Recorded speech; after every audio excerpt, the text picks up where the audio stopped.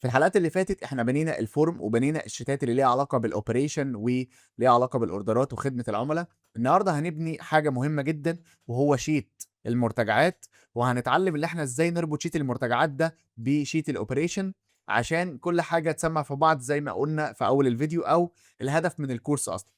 لو رحنا على الشيت بتاعنا انا عملت حاجه هنا او عملت اكتر من كولوم.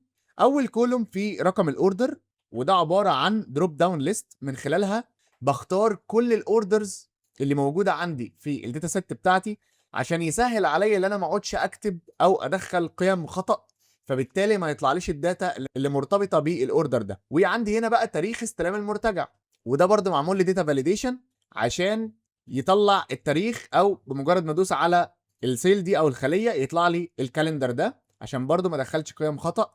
وهنا اوتوماتيكلي بيظهر المنتج وهو عباره عن اري فورمولا مع اكس لوك اب عشان نجيب المنتج اللي مرتبط برقم الاوردر ده، وليكن ده ادي خلاط كهرباء تورنيدو مش عارف ايه الكلام ده. طبعا احنا حاطينا في الاوردرز هنا ضمي داتا، بس انا طبعا ما ينفعش اظهرها عشان خاطر ممكن يوتيوب يشيل الفيديو ده. وعندي هنا دروب داون ليها علاقه بالحالات الخاصه بالمرتجع، هل هو مرتجع ولا هو الغاء من قبل العميل ولا هو استلام جزئي.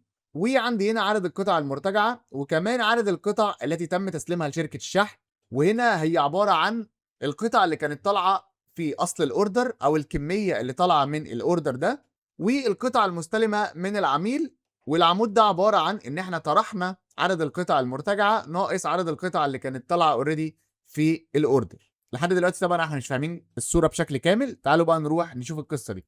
اول حاجه انا رحت هنا عملت دروب داون، قلت له بعد اذنك شيل لي دي كده وهات لي كنترول شيفت زائد سهم لتحت وداتا فاليديشن، وادي داتا فاليديشن، وهقول له اد رول. ومن هنا كده هروح اجيب داتا او دروب داون فروم رينج، هدوس هنا كده وهروح على الاوردرات وهاجي هنا هختار رقم الاوردر من بي 2 لحد بي وهدوس اوكي ثم دن. هيطلع لي اوتوماتيكلي هنا في الريتيرنز كل الاوردرات اللي بتسمع عندي في الشيت بتاعي. فلو جيت اخترت الاوردر ده على سبيل المثال، عندي هنا عدد القطع اللي تم تسليمها لشركه الشحن، فاذا هو طلب 3 خلاطات تورنيدو. جميل كده.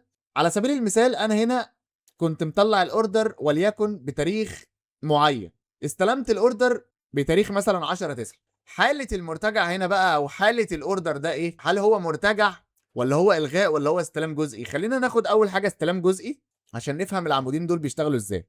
استلام جزئي معناها ان انا دلوقتي طالب 3 قطع، المندوب راح للعميل قال له لا انا هستلم واحد بس وخد الاثنين دول معاك، فاذا عدد القطع المرتجعه كانت 2. جميل. فاذا العميل كده استلم كام قطعه؟ استلم عندي هنا القطعه اللي تم المستلمه من قبل العميل كام؟ 1. وعدد القطع اللي تم تسليمها لشركه الشحن كان كام؟ كان 3. كده احنا فهمنا الثلاث اعمده بتشتغل ازاي. العمود ده ايه فكرته؟ اللي انا والله بطرح العمود اللي اسمه اف ده اللي هي عدد القطع اللي في اصل الاوردر مطروحه من عدد القطع المرتجعه عشان يديني الزبون استلم عدد قطع قد ايه. ده طبعا هيفيدني في ان انا احصل الكلام ده من شركه الشحن، وهيفيدني كمان ان انا ابقى عارف شركه الشحن كان واخده كام قطعه ومرجعه لي كام قطعه وهكذا. فده كده بالنسبه لاول اوردر. تعالوا ناخد كده اوردر تاني. كان تاريخ الاستلام بتاعه يوم 12، كان كيبورد ميكانيكال والحاله بتاعته عادي مرتجع، وهنا عدد القطع المرتجعه كان 1. بص هنا بقى كده انا عملت ايه؟ 0. 0 دي معناها ايه؟ معناها اللي انت استلمت القطعه اللي طلعت اوريدي للزبون. لما جيت طرحت ده ناقص ده يطلع لي هنا 0، وانا عملت كونديشنال فورماتنج بيوضح اذا كان هو 0 فاذا انا استلمت القطعه بالفعل وكده تمام. لو طلعت لك بقى -1 او -2 بمعنى كده ان انت ما حطيتش او انت ما استلمتش اوريدي مرتجع، فبالتالي تقدر تكلم شركه الشحن وتقول لهم انا ليا اوردر في قطعه او في قطعتين او في 3، فتقدر من خلال الشيت ده اللي انت تكنترول المرتجعات كلها. ولو رحنا هنا بقى عن شيت الاوبريشن، الخانه او الكولوم بتاع المرتجعات هقول له بعد اذنك انا عايزك تعمل لي اري فورمولا ثم اكس لوك اب ومن بي 2 لحد بي اللي هو رقم الاوردر بتاعي، وهقول له كوما وهروح على الريتيرنز عندي وهختار رقم الاوردر ومن ثم حاله المرتجع ومن ثم 2 كوما ثم 0. هيظهر لك هنا ايه؟ استلام جزئي ومرتجع. دول الاوردرين اوريدي اللي انا عامله. طبعا انت هتلاقي هنا التسليمات وهتلاقي تاريخ شركه الشحن او التوصيل لجهه الشحن، كل دي دامي داتا احنا بنتمرن عليها عشان بس نديك الفكره بتاعه البروجكت. فكده انا ربطت الاوبريشن بالريتيرنز، وبقى عندي شيت المرتجعات.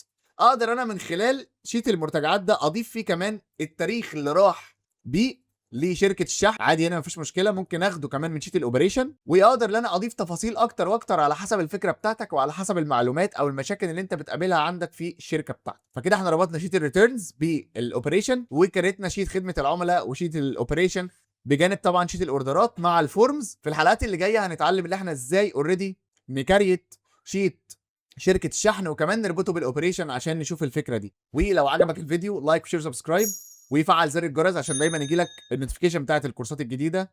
سلام.